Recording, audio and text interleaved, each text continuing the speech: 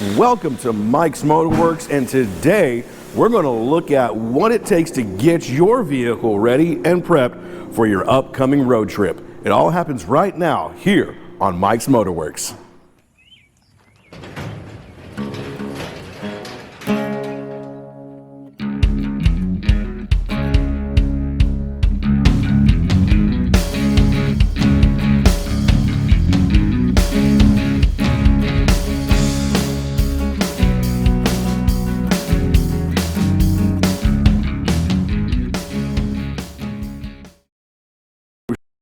So we are at the Grady's Automotive Shop here in Live Oak, Florida, and one of the things that we're going to be looking at today is getting my truck ready for my future road trip. I plan on taking a little road trip and featuring it here on Mike's Motorworks. Why? Because part of automotive culture is the road trip. So we're going to be documenting that for you. But in preparation for that, I want to make sure that my vehicle is ready to go and ready to service me on the road. Now, some of the things that need to be considered before you go on your road trip are, well, when was the last oil change? So we're going to get that taken care of. Two, we're going to look at the tires.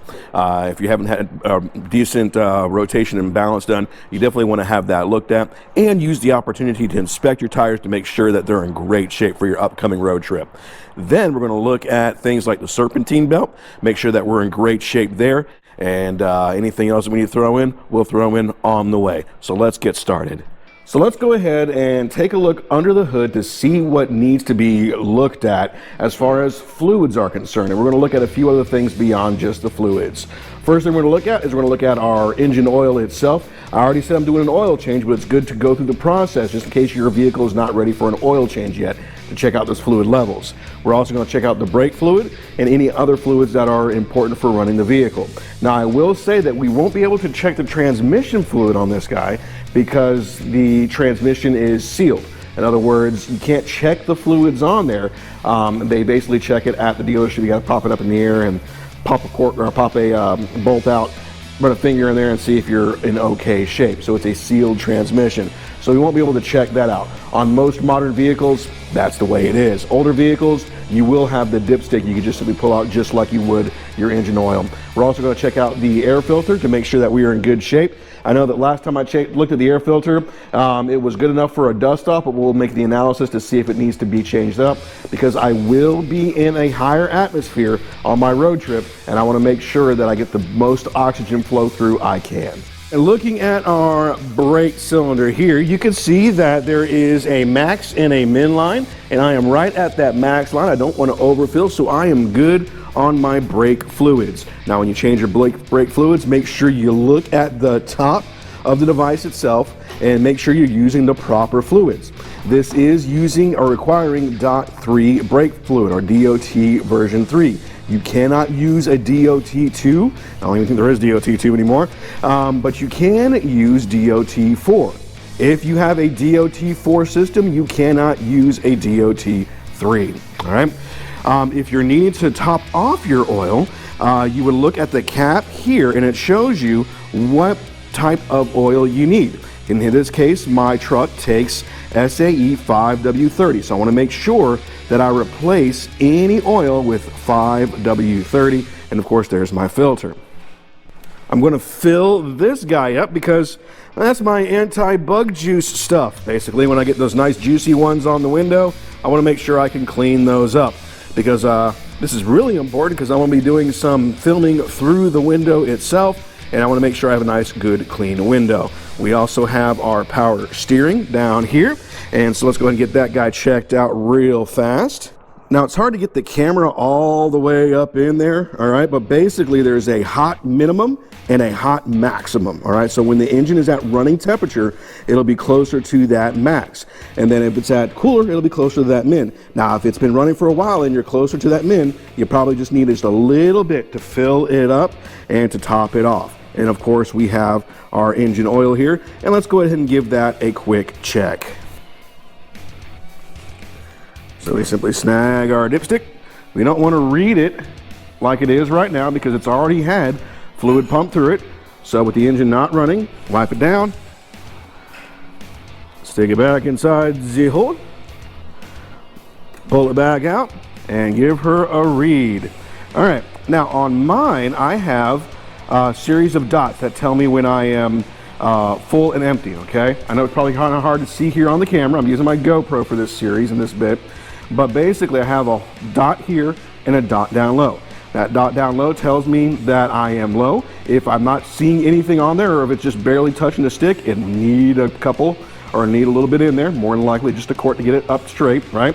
And then up here, this tells me that I am full. Now I am full, so I can go, if I wasn't doing an oil change, I haven't exceeded the amount of miles that I want to exceed there, okay? Now, I have my oil set at a 5,000 mile interval change. You can go to 6,000 miles. I have mine set at 5,000 because I want to make sure that I have a little bit of extra cushion that reminds me, hey, dummy, it's time to go get your oil change done, right? And then if I'm kind of tied down on other kind of things and life gets in the way, I have an extra 1,000 miles to go. Now some people, if they drive all highway miles, they might be able to get 10,000 miles or more depending on the type of oil that they use. So you want to keep that in mind. But for me, it's 5,200 miles, so I'm going to go ahead and do the oil change.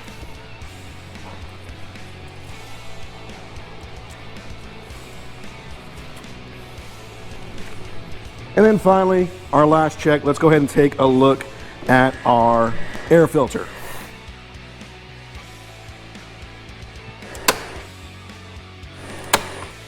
Now your air filter is going to be different. To pull the assembly off, for me, it's just a matter of the two snaps and wrestling with the box. I'm going to change my position here. Easy enough. Again, you want to consult your manual for how to do this. Alrighty. Now when I got this, I got one of the premium paper style filters. I didn't go with K&N for various reasons, and I'm probably going to keep with this standard filter for my own reasons and purposes, right? And so although it seems dirty and appears dirty, this is actually in great shape. I got a lot of life still left out of this guy. So we're going to go ahead and give this another blow off with the compressed air, and we should be good for quite a while on this particular air filter. As you can see, it's not really penetrating through to the other side here, although it does look a little dirty. That's par for the course. So let's go ahead and get this dusted off, put back in there, and then we're going to go ahead and look at hoses and look at tires. What are you looking for on hoses? Well, you're going to your main radiator here, and you're going to have an upper and a lower hose, because that's the way that fluid dynamics works, right? So one of the first spots you want to look for is right after where the hose attaches to the radiator. There's a little bulge here that keeps that radiator from popping, our radiator hose from popping off here, right? Of course the clamp helps too, but you're looking for a big bulge. So if you have an excessive bulge here, it's definitely time to get that radiator hose support. And then you want to give it the squeeze test. Yes, like your favorite teddy bear, just give it a quick squeeze. And there is still plenty of firmness here. It's not super soft. If it was super soft, it would take nothing to go yoink and pinch them together. In this case, we don't have that problem. And while I'm here, I'm checking out the fluid level on my coolant, and my coolant levels are good here in my reservoir. You don't want to top that thing off because then you'll end up leaking excessively, and we are definitely well within spec there. So we're in a good spot with my fluids, except for, of course, my bug juice here. So we'll get that topped off, and then let's go ahead and get the car in the air, and we'll look at tires. John here has a tool and a serpentine belt. Now, when it comes time for checking your belts, there's a couple things you can do in the car before using these tools.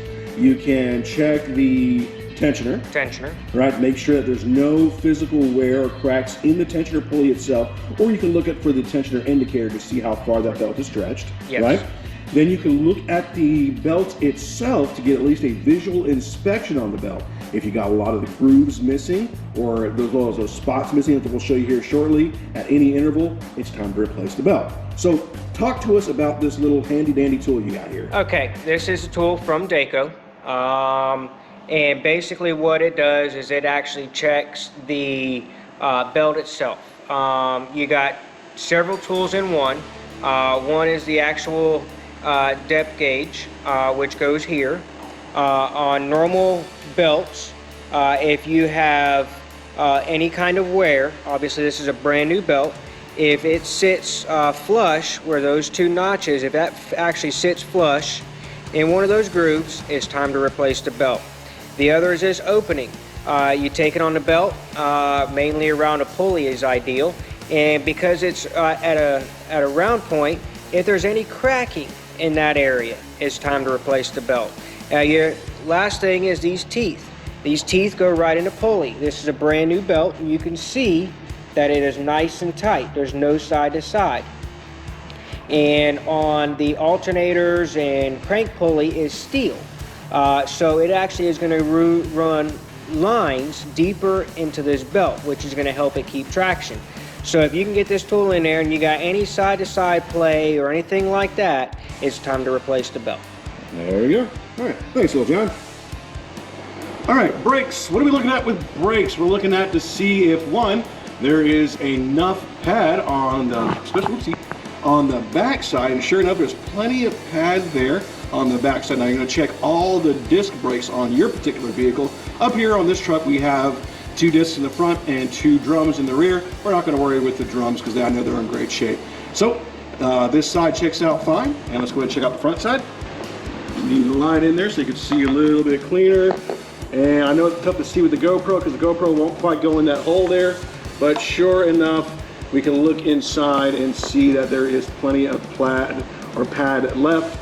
And then just take your finger, rub it on when the vehicle is cold. You don't want to do this after you start running it. It's slightly grooved, slightly wear, right? But there's no big deep grooves in there, so no, we're in great shape. In the future though, I will have to start thinking about maybe getting these turned, but right now we're in great shape with our brakes. So with consideration to tires, all right, if you know it hasn't been a while or has been a while since you've gotten your tires rotated and checked out, it's a good idea to go ahead and do that, right? Ideally, your tires should be rotated every 10,000 miles. I've exceeded that a little bit on mine. I'm going to show you how I know that, besides my documentation that I keep. But if you know that your tires are in good shape, just at least before you go on your road trip, make sure they are at the recommended tire pressure. Now, there's some tire information on the tires themselves, okay? But that's not what is intended for the actual vehicle. You see, the vehicle rides the tires and utilizes the tires for maximum stoppage and safety and handling, so on and so forth. So with that in mind, if you use the information off the tires itself, it's okay, but you're going to find better information and better ride quality on the vehicle itself. Let me show you where to get that information from. All right, on the side of the vehicle, I'm going to kind of zoom in here. All right, let's go this way. All right, if you've seen my special on the guide to tires and tire changes and what have you, I've already covered this information, but if you haven't had the chance to check this out, you will note that this is where you can find your information. Okay, it's right here on the inside door panel. All right, now, a couple of quick things to note here. One, the tire size recommended for this vehicle is a P265/70R16. All right, they also recommend 29 PSI for the front. In the rear, they recommend the same size tire. This is from the factory, so if you have separate tires on there that are not factory, well then you're gonna have to use this basic information up here. They use 32 PSI. Why less in the front, more in the back? Well, this is because this is a truck. It's designed to carry loads, all right? Makes sense. Now, don't forget about your spare.